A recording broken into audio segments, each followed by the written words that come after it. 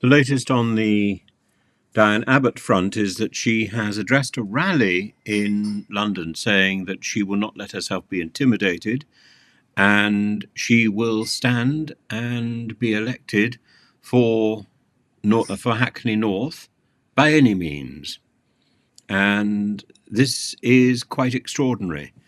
Democracy has been denied, says Jeremy Corbyn. And Jeremy Corbyn has sent a message of support to Diane Abbott, his former Home Secretary, who has been blocked or not blocked. It's not clear what level of blocking has gone on. And it is a very strange situation. Similarly, of course, it's strange to find George Galloway standing for his own party against Labour, and the Labour candidate, who I think is a person called Paul Waugh, who is local to the area in Rochdale, probably doesn't really stand a chance. But you know, there's so much wrong with this element of control. This element of control needs to be taken out of politics. The only people who should be controlling politics are the electorate. And the idea of these puppet masters, as there are whips in Parliament, I'm afraid their day has gone. And we are seeing the frustration with that process, because it's coming out not as thoughtful and helpful, but as bullying and as some form of power. This is power play, and it's got a nasty, nasty taste to it. I wouldn't vote for Diane Abbott. I have no real interest in her policies and her politics, but I support her absolutely. And I would say the same thing for Jeremy Corbyn. I think these are principled individuals. But more than that, they're people that the general public can recognise. I was horrified by the brutality of Alex Belfield's impressions of Diane Abbott. There's room for brutality. There's room for satire, and vicious satire. I mean, I was brought up in the school of Ronald Searle and Scarfe, and these people are they target power and bring it down, and quite rightly. Stedman, Scarfe, Searle, these great political cartoonists. And also great observers of human nature. And when people are in power, they should be ridiculed if they overstep the mark. And they should be ridiculed in any way possible.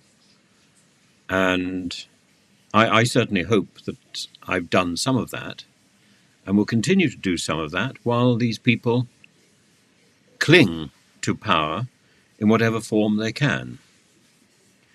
When they relinquish power, they are of no interest. But Diane Abbott was not really in power at the time when Alex Belfield was functioning, and his attacks seemed unnecessarily cruel.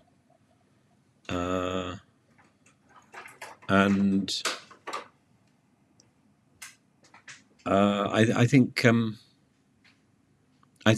it's a very, very brittle ice sheet across which one walks when one's looking at the purpose, the value, the form of satire. And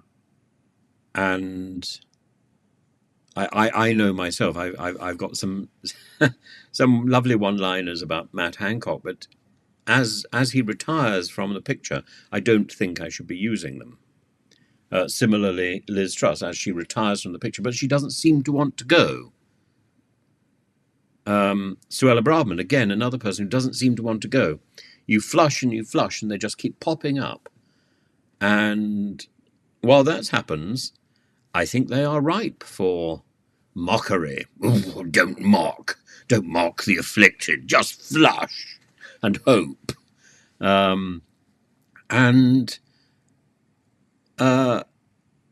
yes, as a public figure, Diane Abbott has had her moments of oddness. But I said the other day, seeing her on the sofa with Michael Portillo changes everything for me. And I would probably say the same thing about Suella Braverman or Priti Patel or Liz Truss or even Nadine Dorries. And I have a soft spot for Nadine, by the way. And I read all her books.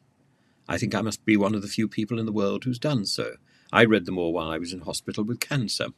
It kept me functioning. They are drivel, but entertaining drivel. And there's something rather brilliant about somebody who can churn that stuff out. Not every book is a work of Shakespeare or a work of literary genius. Some books are simply page turners and a hoot.